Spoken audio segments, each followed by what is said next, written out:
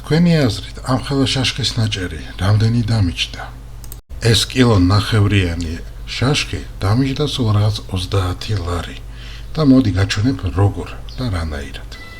თავარი ხარჯი, რა თქმა უნდა, ხორცი. ის დამიჯდა სულ რაღაც 25 ლარი. კარგად დავასუფთავე, გავრეცხე და გავაშრე. მოვყარე 15 გრამი ნიტრიტის მარილი და 15 გრამი სუფრის მარილი.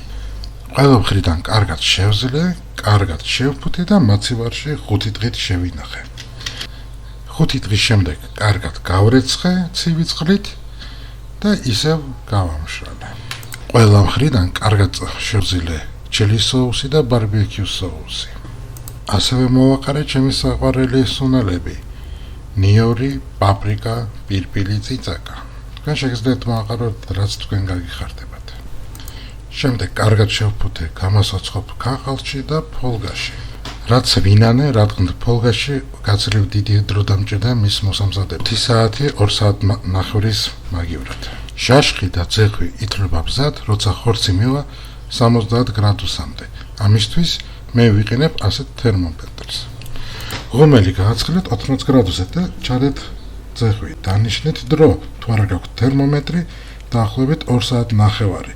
ფოლგაში თუ აკეთებთ 5 საათი. შემდეგ შაშხი გააცივეთ, დაჭერით და მიირთვით. და მაღაზიაში შაშხს იყიდით, მხოლოდ თუ დაგეზარება ამის გაკეთება. უფრო მეტ კაირ და გემრიელ რეცეპტს თქვენ ნახავთ ჩვენ არხზე. გამოიწერეთ. დიდი მადლობა.